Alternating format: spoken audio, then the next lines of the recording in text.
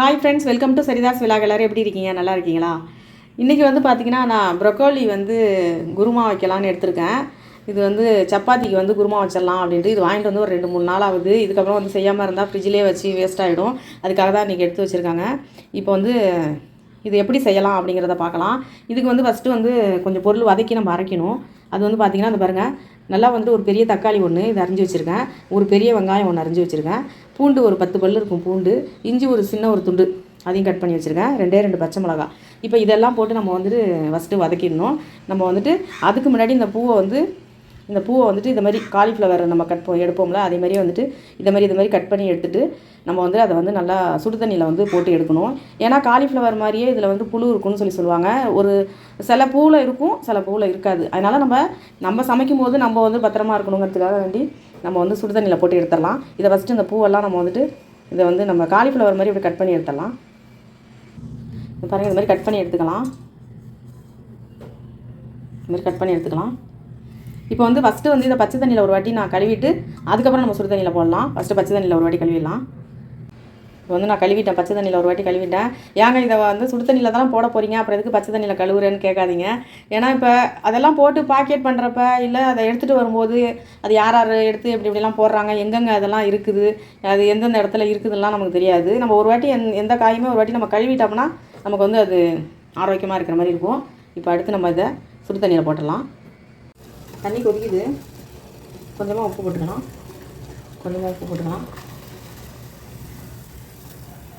கொஞ்சமாக மஞ்சத்தூள், கொஞ்சமாக ஒரு குத்து. இப்போ இந்த கழுவி வச்சுருக்கோம்ல ராக் கோல், அதை போட்டலாம். அதை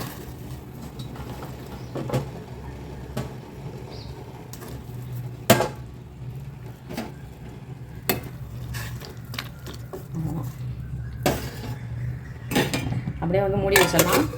ஸ்டவ் ஆஃப் பண்ணிடலாம். ஏன்னா வந்துட்டு நல்லா கொதிக்கிற தண்ணி தான், அதனால ஒன்றும் இல்லை, அப்படியே ஆஃப் பண்ணிடலாம். பாருங்கள், இந்த வெங்காயம் தக்காளிலாம் வதக்கிக்கலாம். அதுக்கு கொஞ்சமாக எண்ணெய் ஊற்றிக்கிறேன். ஒரு கடாய் வச்சுக்கோங்க. வதக்கிறதுக்கு தேவையான எண்ணெய். பூண்டு,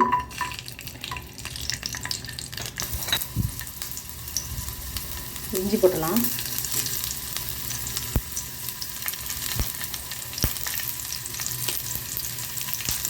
பச்சை மிளகா 2 பச்சை மிளகா.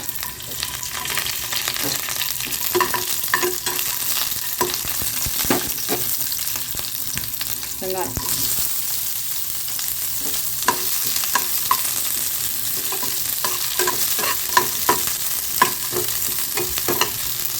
ரொம்ப செவக்கெல்லாம் இருக்கணும்னு அவசியம் இல்லை. வெங்காயம்லாம் லைட்டாக வதங்கினா போதும். பச்சையாக போடுறதுக்கு பதிலாக அப்படி கொஞ்சம் வதக்கி போட்டால் கொஞ்சம் நல்லா டேஸ்ட் இன்னும் கொஞ்சம் நல்லாயிருக்கும். காலம்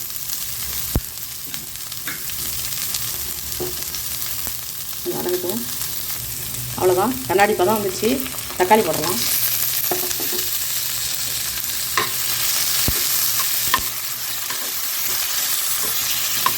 வதங்கட்டும். அவ்வளோதான், நல்லா வெங்காயம் தக்காளிலாம் வதங்கிடுச்சு. இது ஆறுனதுக்கப்புறம் நம்ம அரைச்சிக்கலாம் நைஸாக. இது ஆறட்டும். ஒரு பக்கம் வந்து நம்ம சுடு தண்ணியில் வந்து அந்த ப்ரொக்கோலி போட்டிருக்கோம், அது இருக்கட்டும். இந்த பாருங்கள், இது ஆறிடுச்சு. மிக்சியில் போட்டிருக்கேன். இது நைஸாக அரைச்சிட்டு வந்துடலாம். இப்போ வந்துட்டு பாருங்கள், இதையும் அப்படியே நல்லா வடிகட்டி எடுத்துடலாம்.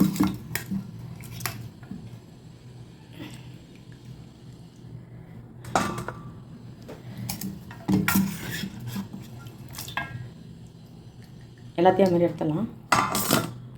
இது நைஸாக அரைச்சிட்டு வந்துடுறேன். இது வந்து இந்த பாருங்கள் எடுத்தாச்சு. இது அப்படியே இருக்கட்டும்.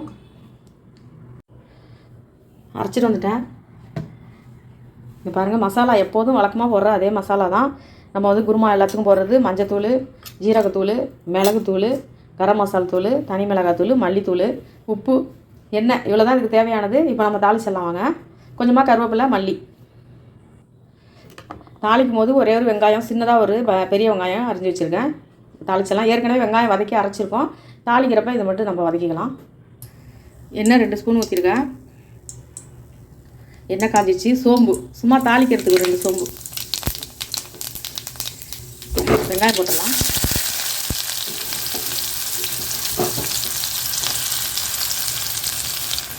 இப்போ கொஞ்சமாக உப்பு போட்டுடலாம். இந்த குருமாவுக்கு தேவையான உப்பு ஏற்கனவே நம்ம அந்த வேக வைக்கும் போது அதில் கொஞ்சம் போட்டிருக்கோம் உப்பு. அதனால் பார்த்துட்டு கம்மியாக போட்டுங்க. எப்போதுமே உப்பு வந்து அரை உப்பாக போட்டுங்க. பத்தலைனா போட்டுக்கலாம். நிறையா போயிடுச்சுன்னா ஒன்றும் பண்ண முடியாது.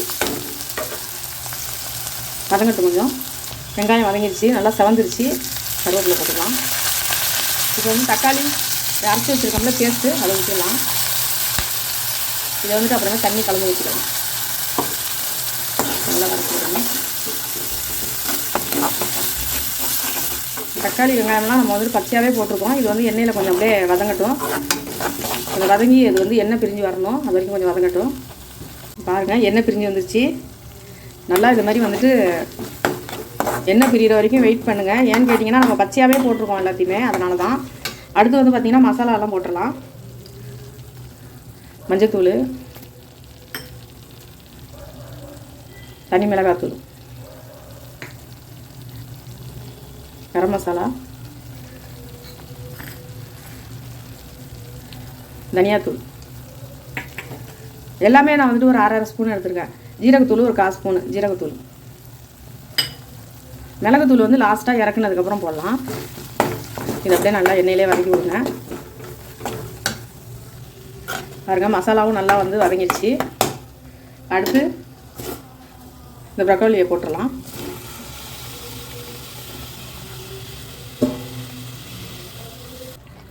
அப்படியே வதக்கி விடுங்க. மசாலாவோட சேர்கிற மாதிரி அப்படியே வதக்கி விடுங்க.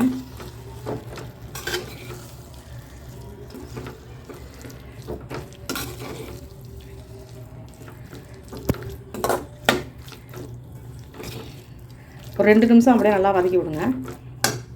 பாருங்கள், நல்லா வதக்கி விட்டுட்டேன் 2 நிமிஷம்.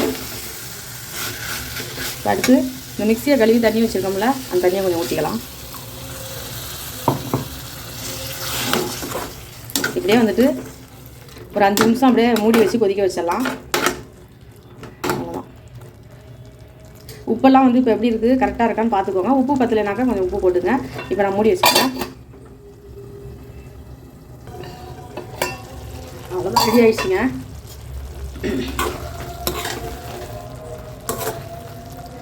குருமா சூப்பராக இருக்கும். சப்பாத்திக்கு அப்படியே கறி மட்டன் குருமா மாதிரியே இருக்கும். இந்த பாருங்கள். அடுத்து வந்து கடைசியாக மிளகுத்தூள்